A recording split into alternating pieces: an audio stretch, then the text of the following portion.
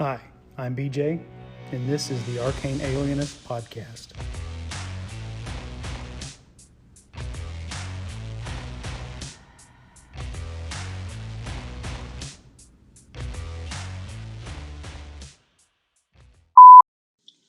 Hey BJ, enjoyed your Psychology of Elves. It definitely makes sense. I'm not real familiar with the later versions of D&D, but it all sounds good.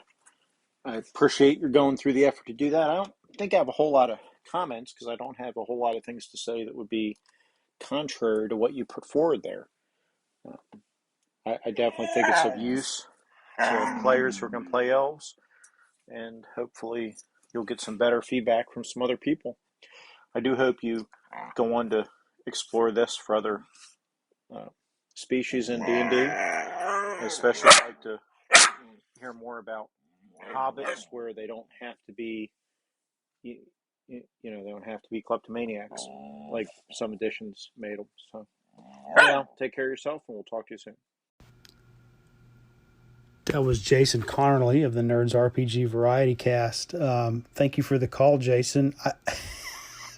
I did not get any feedback from anyone else. You were the lone caller in response to that episode. I don't know if it's because I released it the Saturday after Thanksgiving, or if it's because it's one of my longer episodes, and it kind of really don't. It's an hour plus, and I think it's like an hour and 15 minutes, and I really don't get to the point till the last 5 or 10 minutes.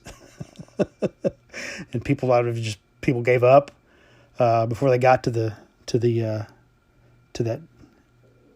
Tootsie Roll Center in the middle of the Tootsie Pop. I don't know what's going on there. So maybe somebody else will call in and tell me what they think. Otherwise, I seem to have rendered the Anchor Sphere speechless for the first time. I got no comments on it either here or on Discord for that particular episode. So, oh well. Well, I won't give up on the idea. I'll go ahead and do one on dwarves or something, and maybe we'll get some more responses in the future. If nothing else, you and I can just keep talking about it. Thanks again for the call. I appreciate it. Take care.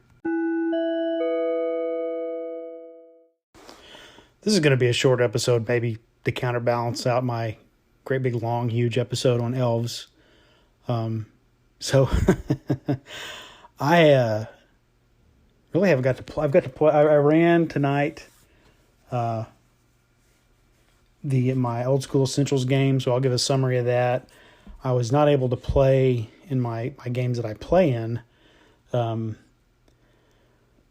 Pathfinder game, it got canceled, but partially got canceled because I couldn't make it and other people couldn't make it. That was the day before Thanksgiving, and I already had family in town. And then the Saturday after Thanksgiving would have been Dungeon Crawl Classics in the morning. Also, I couldn't make that because I was out of town visiting my parents and wasn't able to get up and play Saturday morning. And then I spent the weekend with my parents, so I wasn't able to play on Saturday night in the Ghosts of Saltmarsh. So for Ghosts of Saltmarsh 5e and for Dungeon Crawl Classics, I guess I'll have to get an update from the other players and game masters to fill in the blank next time and I'll add that in the next time I do a recap. Although for the Dungeon Crawl Classics game, you can find recaps of that at Jason's podcast, Nerds RPG Variety Cast, and also with Carl Rodriguez of the Geomologist Presents podcast, who is the game master. So Jason plays in that and Carl runs the game. So they have recent episodes this past week that include summaries of that game if anybody's interested in hearing about what happened. Sounds like they just sort of put me in the back, and my character in the back, and was kind of involved, but not up in the middle of the action for the most part. So I'll find out more and speak to it as best I can at a later date. But let's go through what happened with my old school essentials game tonight. So what happened? Well, so the last time we left off, they had discovered that the quote unquote orcs that had been plaguing and raiding on the trade route through the area were in fact a combination of a mercenary group that had been hired, and they just put on face paint and masks and stuff and presented themselves as orcs. And they were aided by a bunch of ghouls who were actually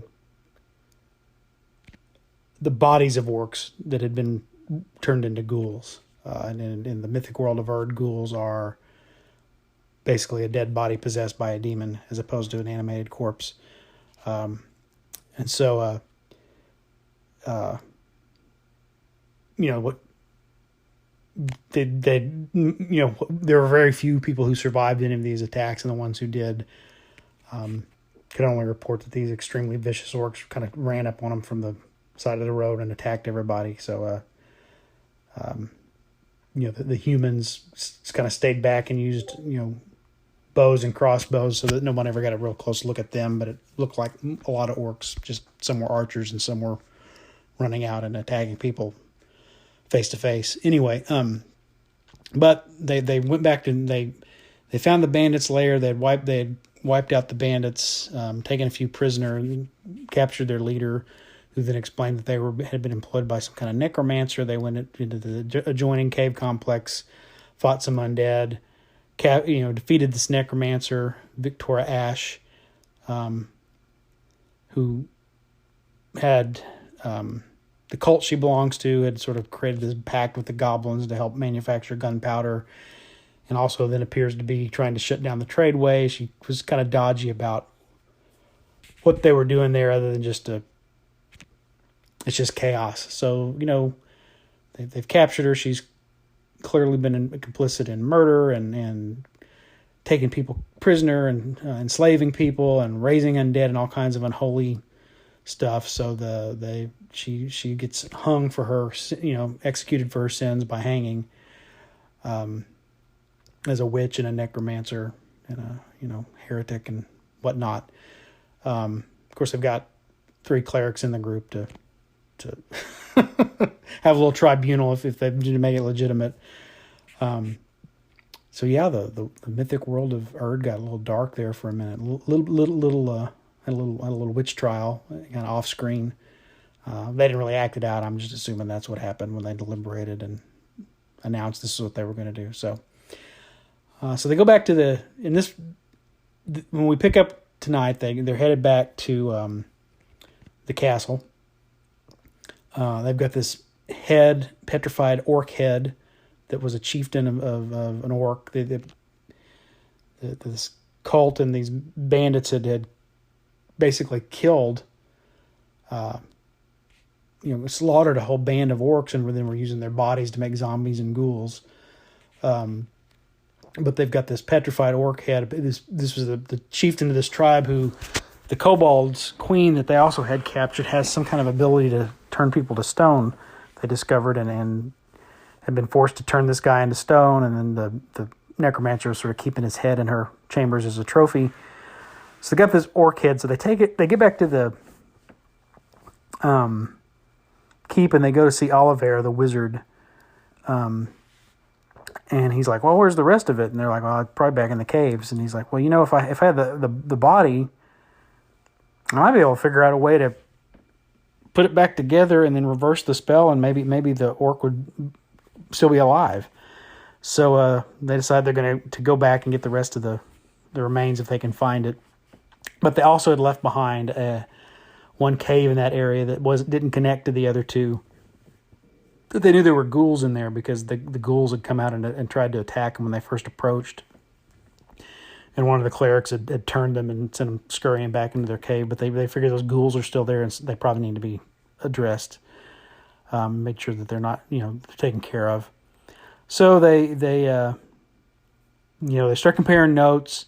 They think, well, yeah, if we could resurrect this orc leader, it might be go a long way into sort of making sure we stay at peace with the orcs in the area. And they realize, hey, it wasn't us that sort of did this.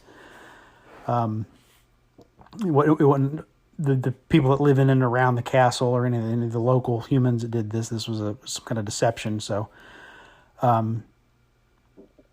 they're also really concerned, Harold and Roderick, about, they made all that gunpowder, and she made a reference, the necromancer made a reference to something going boom. So they're thinking maybe it's going to be used for some kind of assault on the keep, either to arm a force or probably just blow up the wall or tunnel under and blow it up from below.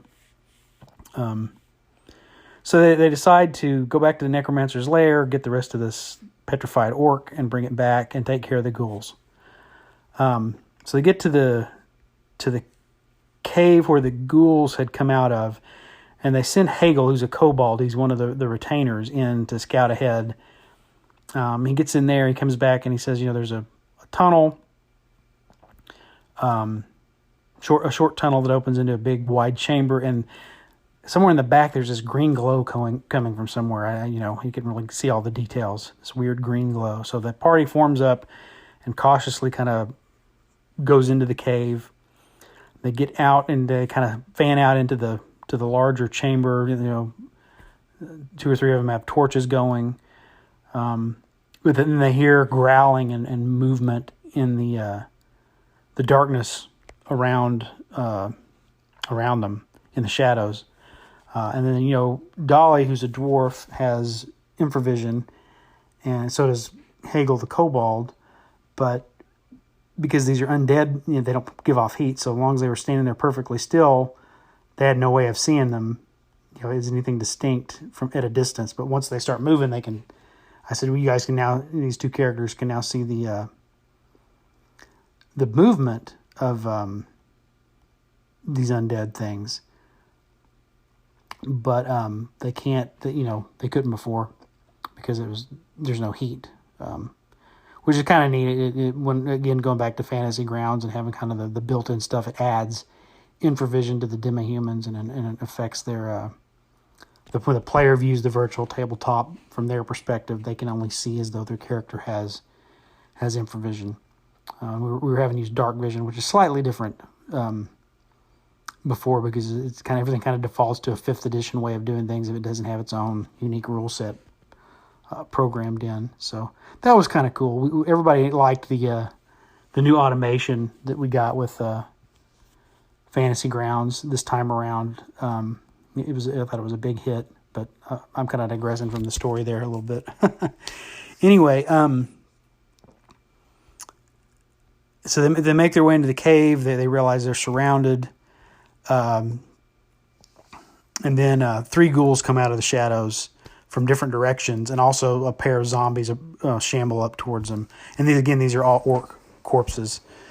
And then from this little side chamber where this green glow has been coming, a ghast also comes out and charges up to them. And unfortunately, the angle of approach, Hedemar Kane's retainer, Volker, Hedemar's one of the clerics, Volker is his retainer, he was also a cleric, is right there in the middle, and the ghoul, the gas hits him with all 3 attacks and drops him to 0 hit points. So he falls down dying. They get a round to save him.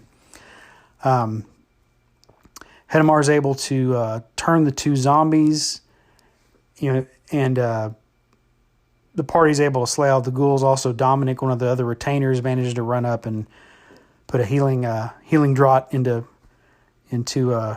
Volker's mouth and spare him from dying.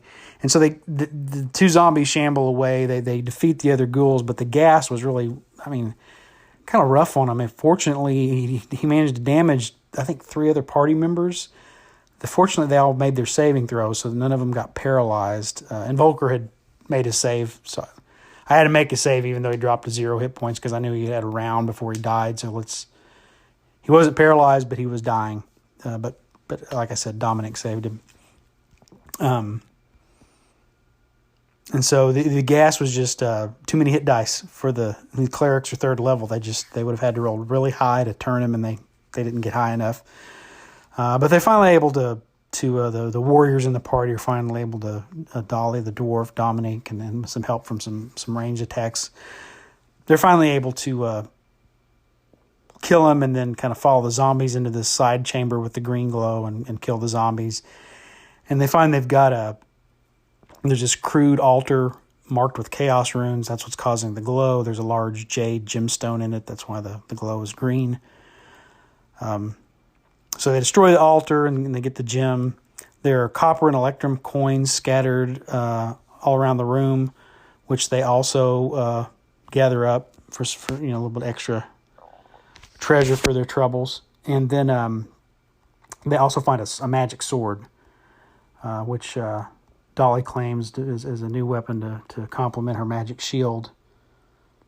And also because she's the frontline fighter with the lowest strength, so it helps her to have that +1 bonus. It's just a +1 magic sword. Then they take up their treasure. They make sure there's no more undead about, and then they head back to the keep to take the rest of the statue to Oliver. And he says, "Well, I got to figure out if there's a way to mend this in a way that has a chance of when I reverse the spell that I don't just have a dead body and the head falls off of it." So he's going to look into that and see what he can figure out. But he tells them that they can probably expect an audience with the Castellan, who's in charge of everything, pretty soon, if they hang around. So, the dwarves have gone back to their mine. The merchants are realizing they can go up and down the road again. So the inn is emptied out a little bit. So they're able to get rooms at the inn instead of having to camp outside, as they had been doing up into this point. So they get a room in the inn. The next day they're asked to come to a luncheon at the Castellan's Manor, kind of within the inner walls of the castle. They get there. The room there's a nice big spread out on the banquet table. The hall is decorated, and then the banners, Castellan's banners, the maroon and gold, are the colors of their crest, and the family crest is a chestnut tree. Which is just window dressing. There's no significance there other than it's being descriptive. But they're first greeted by Maravek, who is the elf that they've met before, who is the chief advisor to the Castellan. And then he introduces them to the Castellan, who is the Lady Diamira Castanianbron. Wow, I can't believe I said that in one take. A randomly generated name online.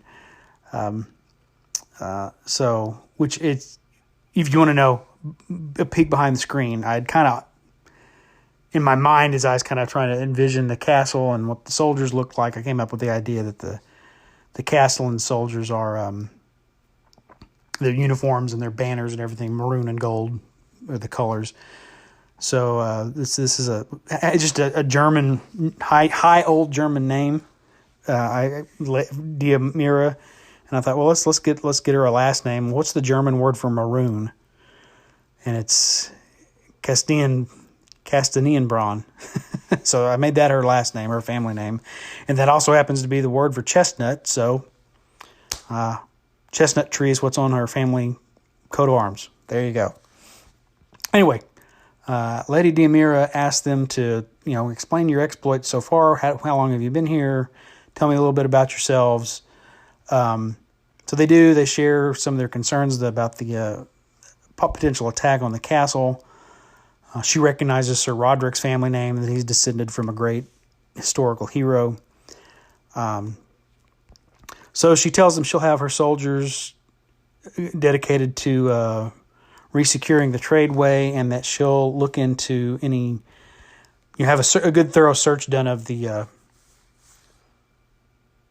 We'll have Maravek do it, her advisor, head up a thorough search of the castle and looking for any weak spots where someone might be able to smuggle in gunpowder to blow things up.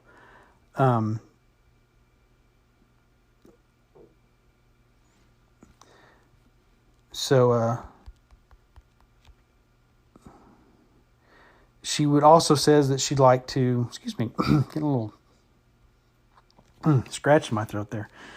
She wants to retain them for the time being to just keep doing what they're doing, because her soldiers have enough to do with the tradeway and with searching the castle. They've been pretty effective at going into the forest and figuring things out and finding stuff. So she wants to retain them. She offers them a salary comparable to what she pays her men-at-arms each month she gives them a month's salary and then says, if this takes you longer than a month, then I'll continue to pay you beyond that. So she wants them to track the pathway of the gunpowder. When the bugbears took it from the goblins and the hobgoblins, where did they take it? Where did it all go? So go back and see if you can figure that out. She also wants them to help the kobolds find their queen so they can go back to the underworld where they belong. Roderick suggests that the kobolds might make a good trading partner, and he prompts Hegel, his retainer, he says, well, what is it you guys could trade with the Castellan here? And he says, well, not really all we've been doing other than mining sulfur. The goblins also were having us collect guano from this cave in the forest. So there's some uses for guano. Obviously, the guano was being used for gunpowder manufacture, but there are other uses for it. He also kind of admits that he's not sure if he can find the exact location of the passage back to their home, because they were just kind of rounded up and forced to come up to the surface, out into the forest, and marched over to the dwarves' sulfur mine and put to work. So, he could maybe guess at the vicinity, but not the precise location. Maybe some of the other kobolds, if they go ask them, might be able to put together enough details that they could find the location. So they wrap up their luncheon with the Castellan. They're on the Castellan's payroll. They've got 2 very clear mission objectives, so they're going to be, again, going back into the forest and the caves to figure out where all that gunpowder went, and also to try and locate the way to get back to the kobolds' original lair. The necromancer had told them, that the kobold had been taken back. The kobold's queen had been taken back to the original kobold's lair, but wouldn't give them any hints as to how to get there. So, a few more mysteries to solve, a few more loose ends to tie up, and hopefully the castle doesn't go up in a Guy Fawkes Day style explosion before it's all over with. All right, well, that's it for the Old School Essentials game for this week. And that's pretty much all I got for now. So I want to thank Jason again for his call earlier. Thank everybody out there for listening to the show. Hope you're finding and enjoying. And please give me a call sometime. Give me some feedback on how I'm doing, other topics you'd like me to talk about, questions you might have about the mythic world of Urt. I've got a lot of it in my head that I could talk more about just as explaining the setting. I just kind of do that here or there whenever something really strikes me. But yeah, any questions you got about it, let me know. And I'll be back with another episode in the future. And that's it for this episode of The Arcane Alienist. I want to thank Dave Bone for the cover art that I use for the episodes. Check out ironseer.com. And the music is Come and Get It by Scott Holmes Music. Thank you for listening. Give me a call sometime through the Anchor app or at the Anchor website, and I'll be back in the future with another episode.